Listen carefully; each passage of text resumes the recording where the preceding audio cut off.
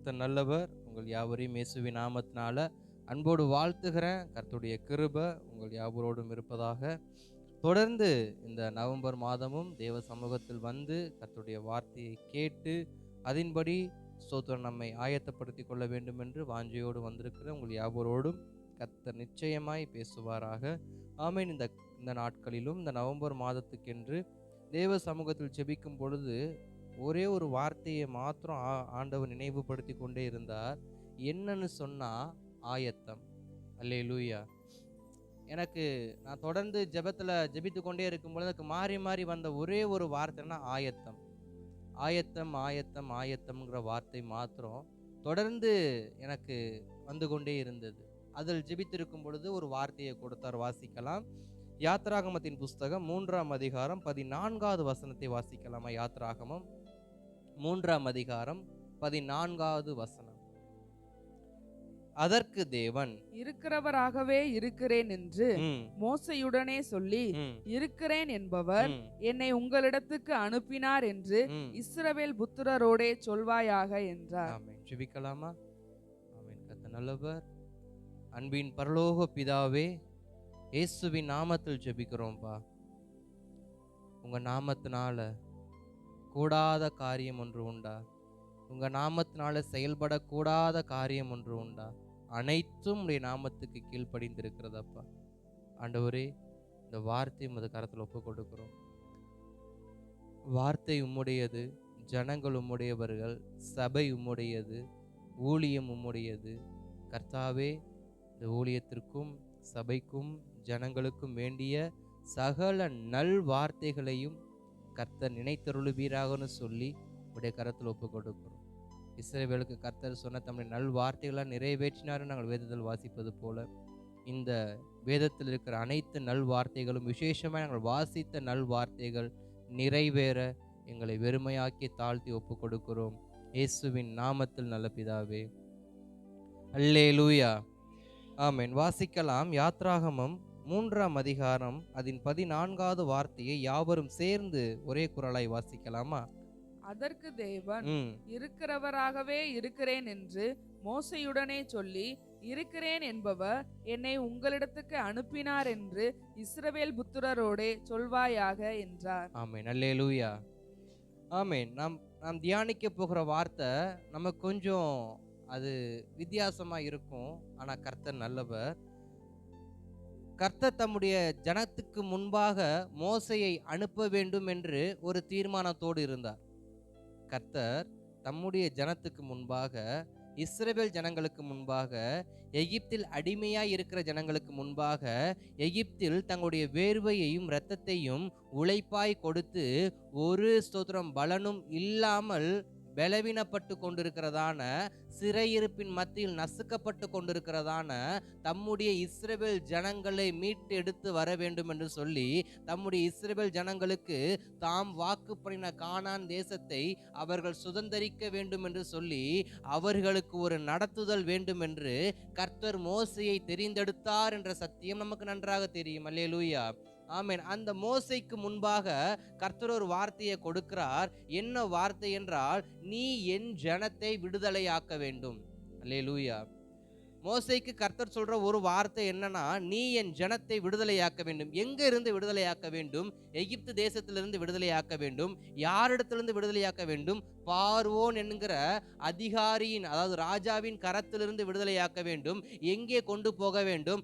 நான் வாக்கு பண்ணின கானான் தேசத்துக்கு கொண்டு போக வேண்டும் என்று சொல்லி மோசேக்கு தம்முடைய திட்டத்தை தேவன் கொடுத்தது நமக்கு நன்றாக தெரியும். ஆனா அந்த மோசே சொன்ன வார்த்தை என்னன்னா, ஆண்டவரே, நாங்க போறது எனக்கு பிரச்சனை இல்ல, நாங்க விடுதலையை ஸ்தோத்திரம் சொல்றது பிரச்சனை இல்ல, அவங்கள வழிநடத்தி கொண்டு வருவது எனக்கு ஒரு பெரிய விஷயம் இல்ல, ஆனா அவர்கள் அதை என்ன பண்ண மாட்டாங்க? நம்ப மாட்டார்கள், அதை அவர்கள் ஏற்றுக்கொள்ள மாட்டார்கள், அதை அவர்கள் பின்தொடர மாட்டார்கள், அதை அவர்கள் ஒரு நாளும் ஒரு காலம் ஏற்றுக்கொள்ள மாட்டார்கள். அதனால எனக்கு இந்த ஸ்தோத்திரம் வார்த்தை வேண்டான்னு சொல்லி விலகின மோசேக்கு கர்த்தர் சொன்ன இன்னொரு வார்த்தை என்னன்னா, இருக்கிறவராக இருக்கிறேன். அல்லேலூயா. யாருக்கு கர்த்தர் தம்முடைய வார்த்தையை, தம்முடைய நாமத்தை மகிமைப்படுத்தினார், யாருக்கு தம்முடைய நாமத்தை வெளிப்படுத்தினார், யாருக்காக தமது நாமத்தை கொடுத்தார்னு பார்த்தா, யார் தன்னை விட்டு வேண்டாம் என்று விலகி போனார்களோ, ஆண்டவரே எனக்கு வேண்டாம், இந்த அழைப்பு வேண்டாம், இந்த தரிசனம் வேண்டாம், இந்த வாக்குத்தத்தம் வேண்டாம், இந்த ஸ்தோத்திரம் வேலை எனக்கு வேண்டாம், இது ரொம்ப கடினமான காரியம், இது என்னால முடியாது, என் பலத்துக்கு முடியாது, என் திறமைக்கு முடியாதுன்னு சொல்லி யார் தேவ காரியத்தை ஆண்டவர் இதற்கு நான் தகுதி அற்றவன் என்று சொன்னார்களோ, அவர்களை பார்த்து சொன்ன வார்த்தை தான், அவனுடைய இருதயத்திற்குள் இறங்க வேண்டும் என்று சொன்ன வார்த்தை தான், இருக்கிறவராகவே இருக்கிறேன் என்று சொல் என்று சொன்னார். அல்லேலூயா. இன்றைக்கு இந்த 11வது மாதத்திலையும் சோத்திரம் தேவன் நமக்கு நேராக கொண்டு வரக்கூடிய ஒரு வார்த்தை என்னன்னா, நீ எதற்கு தகுதி அற்றவன் என்று நினைக்கிறாயோ அதற்கு உன்னை தகுதிப்படுத்தும்படியாக உன்னோடு இருக்கிறவராக இருக்கிறேன் என்று கர்த்தர் நமக்கு என்ன பண்ணுகிறார்? வாக்கு பண்ணுகிறார். அநேக காரியங்கள், இது எனக்கு வேண்டாம், இதுக்கு நான் தகுதியற்றவன், இதுக்கு என்னை விட ஹையரான ஆட்கள் இதுக்கு தகுதி ஆவாங்கன்னு சொல்லி நிறைய வார்த்தையை நம்ம தேவ சமூகத்துக்கு முன்பாக வைத்திருப்போம். சில காரியங்களை விட்டு விலகி கூட போயிருப்போம். அது தீமை என்று தெரிந்திருந்தோ, அது என்னால் மாற்ற முடியும் என்று தெரிந்திருந்தோ, அதை கொண்டு கர்த்தர் என்னை வைத்து அதற்கு ஒரு முடிவை கர்த்தர் கொடுப்பார்னு தெரிந்திருந்தோ, சில காரியத்தை நம்ம என்ன பண்ணிருக்க மாட்டோம், ஏற்றுக்கொள்ள மாட்டோம். ஏன்னா அதுக்கு எதிராக செயல்படக்கூடிய மனிதர்கள் அப்படிப்பட்டவர்கள். ஏன்னா அந்த தேசம் அப்படிப்பட்டது, அந்த ராஜா அப்படிப்பட்டவன், அந்த ராஜாவுக்கு கீழே இருக்கிறதான போர் சேவகர்கள், தளபதிகள், ரதங்கள் அனைத்தும் அப்படிப்பட்டது. அப்ப எனக்கு முன்பாக ஒரு காரியம் எதிர்த்து நிற்குது என்று சொன்னால், அதை மேற்கொள்ள உனக்கு பலன் கொடுப்பேன்னு கர்த்தர் சொல்லியும் எனக்கு வேண்டான்னு சொல்லி, இது என்னால முடியாதுன்னு சொல்லி இருதயத்தில், அல்லேலூயா. மோசே சரீர அளவுல அவரு பலவீனமானவர் கிடையாது. ஏன்னா சரீர அளவுல மோசே பலவீனமான மனுஷனா இருந்தாக்க, சோதரன் ஒரு மனுஷனாக தனியாக வனாந்தத்துல ஆடு மேய்க்க முடியாது. உதாரணத்துக்கு சொல்லணும்னா, சிறு பையனா இருந்த தாவீதே ஆடு மேய்க்கிறப்ப எப்படிப்பட்டவரா இருந்தாரு? மிக பலன் உள்ளவராய், தைரியம் உள்ளவராய். எப்படி என்றால் சிங்கத்தையும் கரடியையும் கொல்லத்தக்க தைரியம் உள்ளவராய் அவர் எப்படிப்பட்டவரா இருந்தார். இன்றைக்கு அநேக காரியத்தை செய்ய எனக்கு உடல் வலிமை என்ன பண்ணுது? இருக்கு. அநேக காரியத்தை மேற்கொள்வதற்கு எனக்கு உடல் வலிமை இருக்கு. ஆனா சில காரியத்தை மேற்கொள்ள எனக்கு இருதயத்துல என்ன இல்லை? பலன் இல்லை. சின்ன பையனா அந்த தாவீது சொல்ற ஒரு வார்த்தை, நான் ஆடு மேய்க்கும் பொழுது ஒரு விசை சிங்கமும் ஒரு விசை கரடியும் வந்துச்சுன்னு சொல்றாருன்னா, அப்ப மோசே ஆடு மேய்க்கிறப்ப மோசைக்கு முன்பாக 40 வருஷத்துல எத்தனையோ பிரச்சனையை அவர் பார்த்திருப்பாரு, எத்தனையோ தோல்வியை பார்த்திருப்பாரு, எத்தனையோ விதமான வாக்குவாதங்களை பார்த்திருப்பாரு. ஸ்தோத்திரம். லோத்தின் மந்தை மேய்ப்பிற்கும் ஆபிரகாமின் மந்தை மேய்ப்பிற்கும் வாக்குவாதம் வந்த சம்பவம் நமக்கு தெரியும். இதே போல சம்பவம் மோசே வாழ்க்கையில நடந்திருக்கும். அப்ப மந்தை மேய்க்கிற ஒரு வேலை என்பது பலவிதமான பலவீனத்தையும் வாக்குவாதத்தையும் தோல்வியையும் கொண்டதுதான். ஆனா அதை மேற்கொள்ள வேண்டும் என்றால் ஒரு மன தைரியம் வேணும். இரவு நேரங்கள்ல மந்தைக்கு முன்பாக காவல் காக்க ஒரு தைரியம் வேணும். ஒரு பெரிய பள்ளத்தாக்கு நேராக ஆட்டை ஓட்டி கொண்டு போவதற்கு ஒரு தைரியம் வேணும். மழை காலத்துல, வெயில் காலத்துல, பனி காலத்துல இயற்கைகள் மாற மாற அந்த இயற்கையை மேற்கொள்ளத்தக்க தைரியம் அவனுக்கு வேணும். ஆனா மோசைக்கு எல்லா தைரியம் இருக்கு. ஆனா என்ன தைரியம் இல்லைன்னா, இருதயத்தில் மோசே எப்படிப்பட்டவரா இருக்கிறாரு? பலவீனம் உள்ளவரா இருக்காரு. இன்றைக்கு நம்முடைய ஆவிக்குரிய வாழ்க்கையில எல்லாவற்றையும் செய்ய நமக்கு சரீரத்துல பலன் இருக்கு.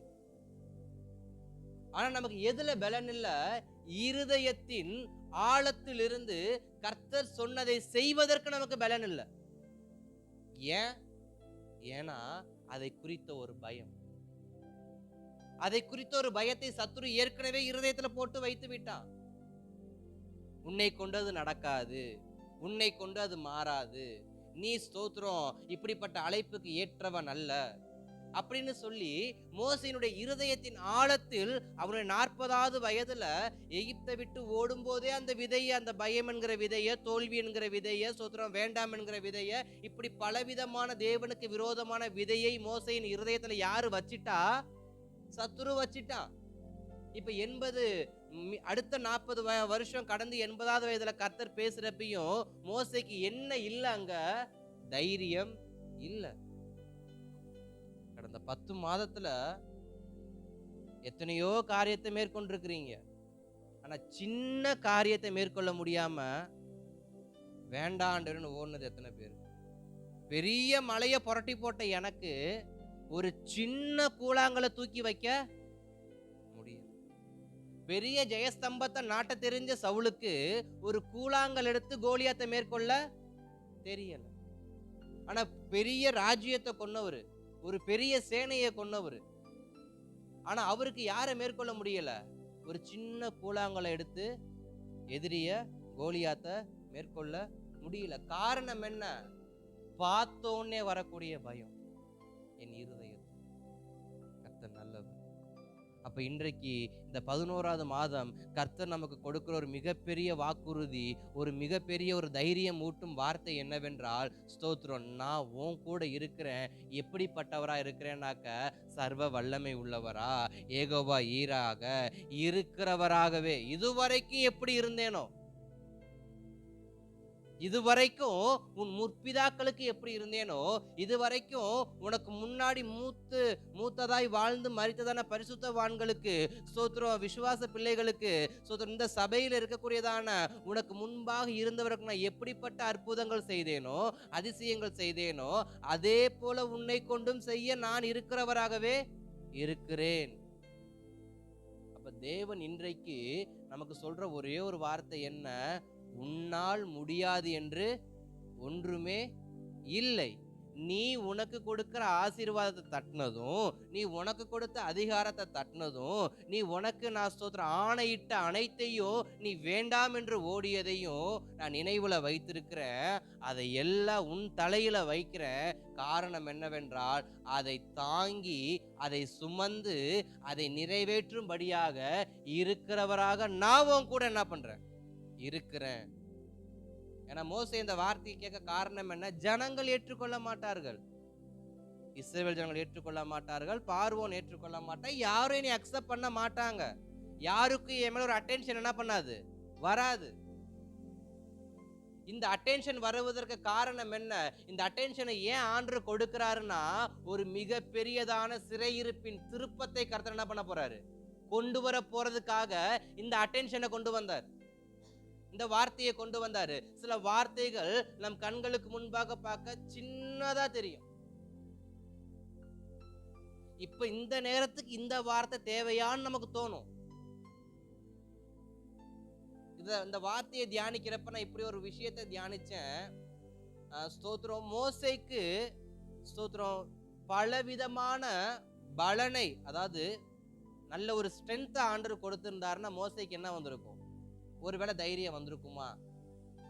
அவனுடையதான 80 வயது தோற்றத்தை 40 வயது தோற்றமா மாத்திருந்தா மோசேக்கு தைரியம் வந்திருக்குமா? இல்ல ஒரு நிமிஷத்துல ஸ்தோத்திரம் மோசேய கோலியாத்து அளவுக்கு உயர்த்தி ஸ்தோத்திரம் நல்ல பாடி பில்டர் போல நிப்பாட்டி இருந்தா மோசேக்கு தைரியம் வந்திருக்குமா?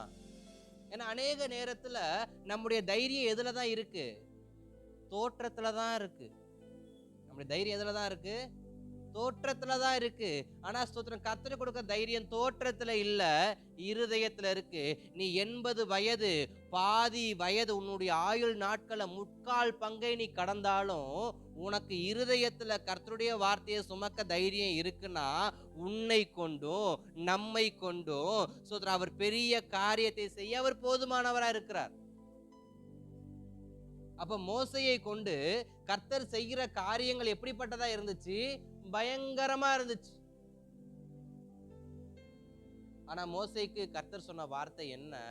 அவர் தோற்றத்தை மாத்தல, அவர் உடைய மாத்தல, அவருக்கு ஒரு பெரிய பட்டயத்தை கொடுக்கல, ஈட்டியை கொடுக்கல, கேடயத்தை கொடுக்கல, ஒரு ஸ்தோத்திரம் முத்திரை போடப்பட்ட மோதிரத்தை கொடுக்கல. நீ எப்படி இருக்கிறியோ அப்படியே என்ன பண்ணு. உன் ட்ரெஸ்ஸை மாத்த வேணாம், உன் செங்கோலை மாத்த வேணாம், உன் பாதரட்சியை மாத்த வேணாம், உன் பெயரை மாத்த வேணாம், உன் உருவத்தை நீ மாத்த வேணாம், உன்னை நீ மேம்படுத்த வேணாம், உன்னை நீ அழகுபடுத்த வேணாம். நீ இருக்கிற வண்ணமா போன அப்படின்னா, உன் கூட இருக்கிற வண்ணமா நான் என்ன பண்றேன்? இருக்கிறேன். சோதரர், இன்றைக்கும் இந்த 11வது மாதத்திலையும் நாம் இன்னும் ஆழமாய் புரிந்து கொள்ள வேண்டிய ஒரு விஷயம், மாற்றம் என்பது தோற்றத்தில் அல்ல, மாற்றம் என்பது இருதயத்தில். என் இருதயம் மாறும் என்றால், என் இருதயம் கர்த்தருடைய செய்கைக்கு திரும்பும் என்றால், என் இருதயம் கர்த்தர் சொன்ன வார்த்தையை செய்வதற்கு ஆயத்தமாகும் என்றால், அவர் என்னை கொண்டு செய்கிற காரியங்கள் ஆச்சரியமா இருக்கும். என்னை கொண்டு செய்கிற காரியங்கள் அதிசயமா இருக்கும். என்னை கொண்டு செய்கிற காரியங்கள் அநேக ஜனங்கள் வாய்களை திறந்து சில வார்த்தையை சொல்லுவாங்க, தாட தரையில விழுகிற அளவுக்கு என்ன பண்ணுவாங்களாம், வாயை பொளந்து பார்ப்பாங்களாம். தோற்றத்தை வைத்து செய்யறப்ப வாயை திறந்து பார்க்க மாட்டாங்க. தோற்றமற்ற ஒருவன் தோற்றம் உடையவனுடைய செய்கையை செய்யும் பொழுதுதான் இது நடக்கும். இப்ப 80 வயது உடைய மோசே இந்த காரியத்தை செய்ய நினைக்கிறப்ப, இப்ப எகிப்து, இஸ்ரவேல் சோத்ரம் எரிகோ பட்டணம் முதற்கொண்டு தாடைய தரையில தாழ்த்தி என்ன பண்றாங்களாம், ஆணு பாக்குறாங்களாம். இப்படிப்பட்ட ஆச்சரியம் நடக்க காரணம் என்ன? உடல் தோற்றமா? இல்ல. இப்படிப்பட்ட அதிசயம் நடக்க காரணம் உடல் வலிமையா? இல்ல. இப்படிப்பட்ட அதிசயம் நடக்க காரணம் என்ன? மோசனுடைய வயதா? இல்ல அழகு? எதுவுமே இல்ல. அவர் இருக்கிற வண்ணமாய் போனார். கர்த்தர் இருக்கிற வண்ணமாய் அவரை நடத்த ஆரம்பிச்சார். அல்லேலூயா, ஸ்தோத்திரம். அப்ப நம்முடைய வாழ்க்கையில ஒரு திருப்பத்தை கர்த்தர் கொண்டு வர வேண்டும் என்றால், இன்றைக்கு மோசையை கொண்டு ஒரு திருப்பத்தை கர்த்தர் நடத்துவதற்கு அவர் சித்தம் உள்ளவராய் இருந்தார். மோசையை சந்திப்பதற்கு இதற்கு முந்தின அதிகாரத்துல நம்ம பார்க்கிறப்ப அங்க பெரிய பெரிய சம்பவம் நடக்கும். 2ஆம் அதிகாரத்துல அங்க ஒரு பெரிய ஒடுக்குதல் நடக்கும், ஒரு சிறையிருப்பு நடக்கும். இதையெல்லாம் பார்த்த கர்த்தர் தான் மோசையை அனுப்புவார். அது நமக்கு நன்றாக தெரியும். அங்க இஸ்ரவேல் ஜனங்கள் எப்படிப்பட்ட நிலைமையில இருந்தாங்கன்னா, அதை நான் ஃபர்ஸ்டே சொன்னது போலதான், அவங்களுடைய வாழ்வாதாரம் பாதிக்கப்பட்டிருக்கு, அவங்க உரிமை பறிக்கப்பட்டிருக்கு, அவங்களுக்கு உரியது என்று சொல்வதற்கு ஒன்றும் இல்லாதபடிக்கு அனைத்தும் எகிப்துக்கு உரியதாய் மாறியது. இப்ப ஸ்தோத்திரம், இஸ்ரவேல் ஜனங்கள் எப்படிப்பட்டவங்களா இருக்கிறாங்க? வெறுமையா இருக்கிறாங்க. அவர்களை கொண்டுதான் கர்த்தர் ஒரு நாள் எகிப்தை ஆசீர்வதித்தார். அந்த இஸ்ரவேலனை கொண்டுதான், அந்த கானானியனை கொண்டுதான் ஒரு காலத்துல கர்த்தர் எகிப்தை போஷிச்சாரு, உலகம் முழுவதையும் போஷிச்சாரு. அப்படிப்பட்டவனுடையதான சந்ததி இப்ப எப்படிப்பட்டதா இருக்கு? ஒருவேளை உணவுக்கு இன்னொருத்தவங்கிட்ட கையேந்தி நிக்குது. இதை எல்லாம் பார்த்த கர்த்தர், என் ஜனத்தால் போஷிக்கப்பட்டவன் இன்னைக்கு என் ஜனத்தை போஷிப்பதற்கு அவன் ஸ்தோத்திரம் மேலிருந்து கீழ் வரைக்கும் பார்க்கறானா, இந்த இடத்துல என் ஜனம் இருக்கணுமான்னு சொல்லி அந்த ஜனத்தை விடுதலையாக்குவதற்காக தான் கர்த்தர் மோசையை கூப்பிட்டார். இன்றைக்கும் நம்மோடு சில உடன்படிக்கையை, சில வார்த்தையை, சில வாக்குறுதியை கர்த்தர் கொடுக்க காரணம் என்ன? என்னை மேம்படுத்துவதற்காக அல்லங்க, ஒரு தேசத்தை மேம்படுத்துவதற்காக, ஒரு குடும்பத்தை மேம்படுத்துவதற்காக, ஒரு சபையை மேம்படுத்துவதற்காக.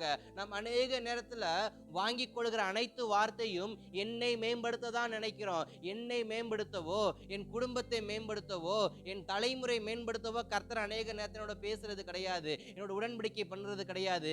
எதற்கு என்னோட உடன்படிக்கை பண்றாருன்னா, இவன் இருக்கிறாரு வனாந்தரத்துல, அவங்க இருக்கிறாங்க எகிப்து தேசத்துல. இப்ப 2 பேரையும் கனெக்ட் பண்றது யாரு? 2 பேருக்குள்ளேயும் ஒரு ஈர்ப்பு தன்மையை கொண்டு வர்றது யாரு அப்படின்னா, பரிசுத்த ஆவியானவர். காரணம் என்னவென்றால், அவருக்கு தெரியும் பாரம் என்னவென்று. 40 வயதுல துடிப்பான இளைஞனா இருந்து எகிப்து போர்ச்சேவகனை கொன்றவனுக்கு இப்ப துடிப்பு இல்ல, இப்ப பாரம் இல்ல, இப்ப தாகம் இல்ல, அவருடைய ஜீவனை குறித்த அக்கறை இல்ல. அந்த ரத்தம் கொதிக்கிற நேரத்துல சோதர எகிப்தியன் ஒருவன் போய் எபிரேயரை கொல்றத பார்த்த உடனே இவ ரத்தம் துடிக்குது.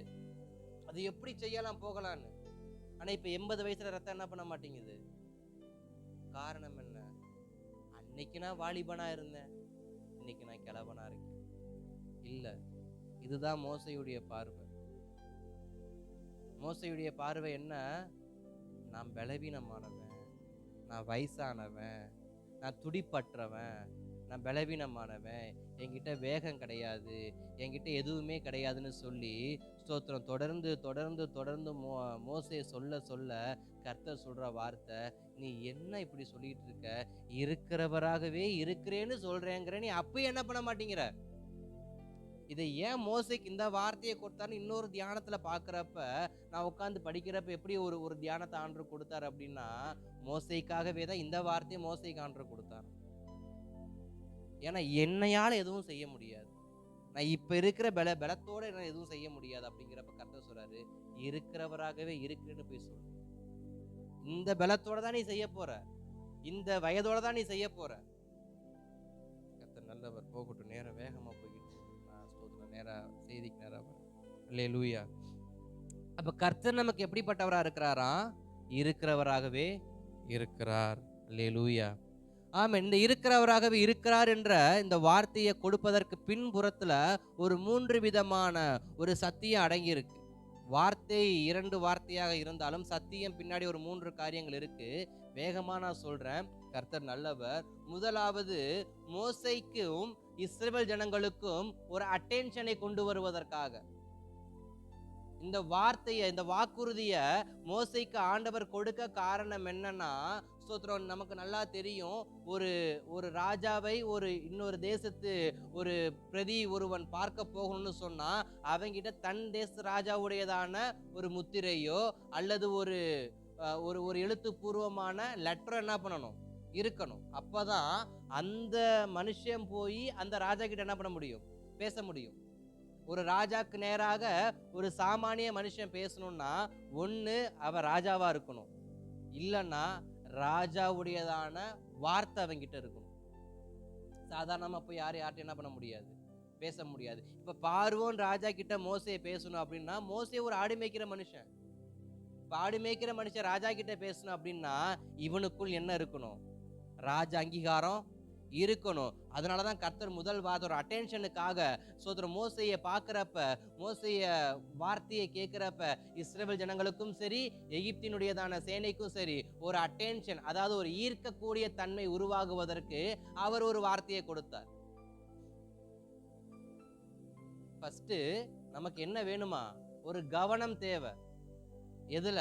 கர்த்தருடைய வார்த்தையில. இதுவரைக்கும் கர்த்தருடைய வார்த்தையை அவங்க கவனிக்கல, இதுவரைக்கும் கர்த்தருடைய செய்கையை அவங்க கவனிக்கல, இதுவரைக்கும் கர்த்தருடைய வல்லமையை அவங்க கவனிக்கல. அவங்க கவனிக்க வேணும்னு சொல்லி, அவங்க ஒரு அட்டென்ஷனுக்கு வரணும்னு சொல்லி சொன்ன வார்த்தை தான் இருக்கிறவராகவே இருக்கிறார். இரண்டாவது, இந்த வார்த்தையை கொடுப்பதற்கான காரணம் என்னவென்றால் ஒரு ப்ரிப்பரேஷன், ஒரு ஆயத்தம்.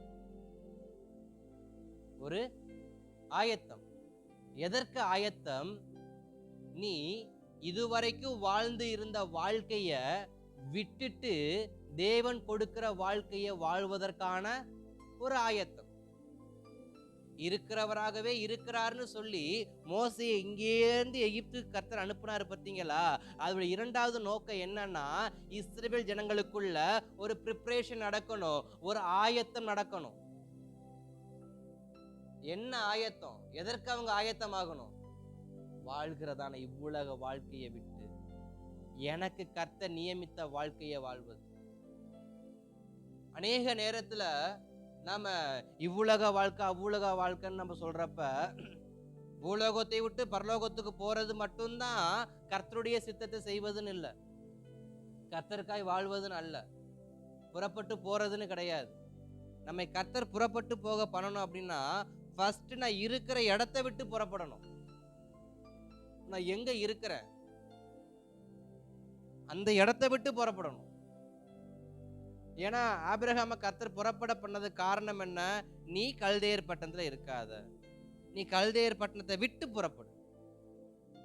அப்ப ஒரு ப்ரிப்பரேஷன் வேணும். எதற்கு? நான் புறப்பட ஆயத்தமாகணும். இன்றைக்கு இந்த 11வது மாதத்துல நான் விசுவாசிக்கிற ஒரு ஆழமான வார்த்தை என்னன்னா, எனக்குள்ள ஒரு ப்ரிப்பரேஷன் வேணும். நான் ஒரு விஷயத்துக்கு ஆயத்தமாகணும். நான் ஆயத்தமாகாம கர்த்தரனை ஆசீர்வதிக்க மாட்டார். அது உறுதி. எத்தனை நாளுக்கு ஆயத்தமா இருக்கும்? ஜெயமோ கர்த்தரால் வரும். ஆமா தானே? அப்ப நான் ஆயத்தமாகாம என் வாழ்க்கையில ஆசீர்வாதம் என்பது ஒன்று வரவே வராது.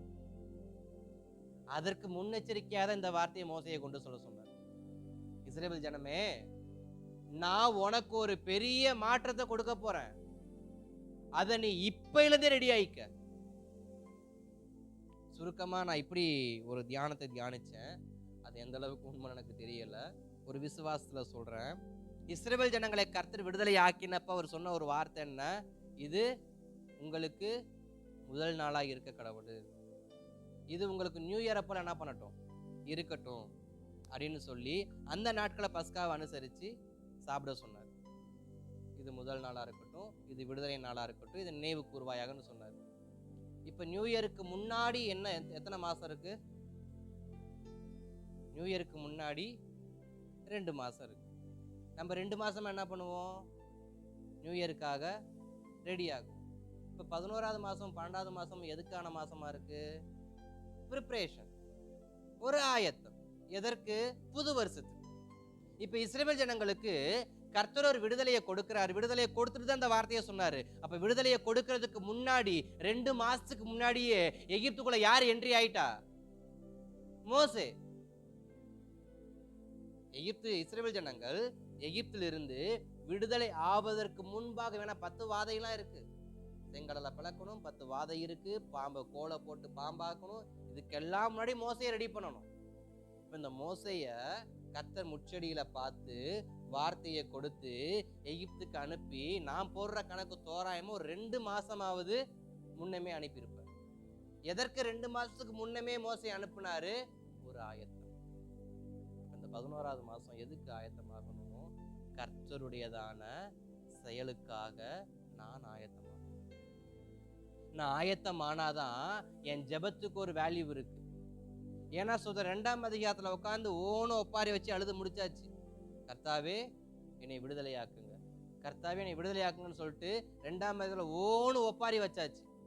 இன்றைக்கு அநேக விஷயத்துக்கு நம்ம ஜெபித்து இருக்கோம். 10 மாசமா ஜெபிச்சிருப்பீங்க, இல்ல சில வருஷங்களா தொடர் வருஷமா ஜெபிச்சிருப்பீங்க. இதெல்லாம் நடக்கணும். என்ன வேணும் எனக்குள்ள? ப்ரிப்பரேஷன், ஆயத்தம். என் ஜெபத்துக்கு பதில் வர நான் ஆயத்தம் ஆகணும். முதல்ல வெறுமனே ஜெபித்து விட்டு பதில் வரும்னு எதிர்பார்க்க முடியாது. நான் ஜெபித்த ஜெபத்துக்கு நான் ப்ரிப்பரேஷன் ஆகணும். நான் ஜெபித்த ஜெபத்துக்கு நான் ஆயத்தம் ஆக வேண்டும் என்றுதான் 2 மாசத்துக்கு முன்னாடியே கர்த்தர் மோசே எகிப்துக்கு அனுப்பி இருக்கிறவராகவே இருக்கிறேன் என்று சொன்னவர் சொன்னார்னு போய் சொல்லு அப்படின்னாரு. இந்த 11வது மாதம். ஏன்னா இந்த மாசத்தை நான் பார்க்குறப்ப நம்ம எல்லோருமே சொல்றது என்ன? வருஷம் முடிய போகுது. வருஷம் முடிய போகுதுங்கிறது ஒரு பக்கம் இருந்தாலும் இந்த வருஷம் முடிய போகுதுங்கிறது என்னன்னா, என் உபத்திரவம், என் வியாகுலம், என் கண்ணீர், என் ரத்தம், என் வேர்வை, என்னால் போஷிக்கப்பட்டவன் எல்லாத்தையும் பிடுங்கி என்னைய ஸ்தோத்திரம் கையேந்த வச்சான்ல, அது முடிவுக்கு வரப்போகுதுன்னு சொல்லி கர்த்தர் ஒரு ப்ரிப்பரேஷனை கொடுக்கிறார். இந்த வாழ்க்கையை விட்டு நீ வெளியேற இன்னையிலிருந்து உன்னை ஆயத்தப்படுத்து. சில ஜெப குறிப்புகளுக்கு பதில் வேணும்னா சில நாட்களுக்கு முன்பாக நம்ம ரெடி ஆகணும். நீங்க அநேக ஜெப குறிப்புகளுக்கு ஜெபிச்சிருப்பீங்க, அநேக எதிர்பார்ப்போடு இருப்பீங்க. அந்த எதிர்பார்ப்பு நடக்கணும்னா நிச்சயமா சொல்ல முடியும், இன்னையிலிருந்து ரெடி ஆகுங்க. வருகிற வருஷம், பதில் வருகிற வருஷம் என்ன பண்ணும்? நிச்சயமா மாறும். அப்ப 2வது எதுக்கு இந்த வார்த்தையை முன்னமே கொடுத்து அனுப்புனாரு மோசே கிட்ட? அவங்க ரெடி ஆகணும், ஆயத்தமாகணும். 3வது சுருக்கமா சொல்லி முடிக்கிறேன். அவர்கள் புறப்பட வேண்டும். அவர்கள் புறப்பட வேண்டும், அதாவது செயல்பட வேண்டும். ஃபர்ஸ்ட் ஒரு அட்டென்ஷன் வேணும், ஒரு கவனம் வேணும். 2வது ப்ரிப்பரேஷன் வேணும், ஆயத்தமாகணும். 3வது அவங்க என்ன செய்யணும்? புறப்படணும். எங்க புறப்படணும்? உன் ஜெபத்துக்கான பதிலை பெற்று கொள்ளுகிற இடத்திற்கு புறப்படணும். போய்கிட்டே இருக்கு. சிறையிருப்பு திரும்பணும் அப்படின்னா, சிறையிருப்பை கர்த்தர் திருப்பணும்னா ஆயத்தமானா சிறையிருப்பு தானா என்ன பண்ணும்? மாறும். சிறையிருப்பை திருப்புவதற்கு முன்பாக கர்த்தர் வைக்கிற 2 படி என்னன்னா, ஃபர்ஸ்ட் கவனம். ஒரு அட்டென்ஷன், தேவனோட ஒரு அட்டென்ஷன். சிலருக்கு தேவனோடு சில நெருக்கம் கிடையாது, சில உடன்படிக்கை கிடையாது, சில ஐக்கியம் கிடையாது.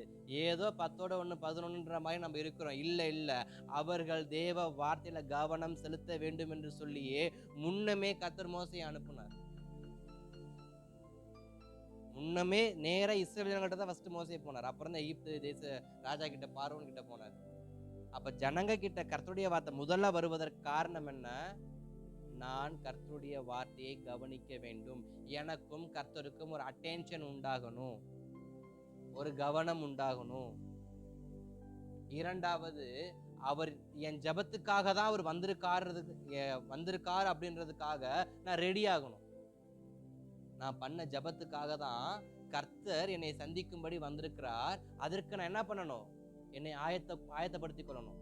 இன்னும் கொஞ்ச காலத்துல எகிப்து தேசத்துல பெரிய பெரிய காரியம் நடக்க போகுது. நீ ரெடி ஆயிக்க, அதை பார்க்கறதுக்கு ரெடி ஆயிக்க.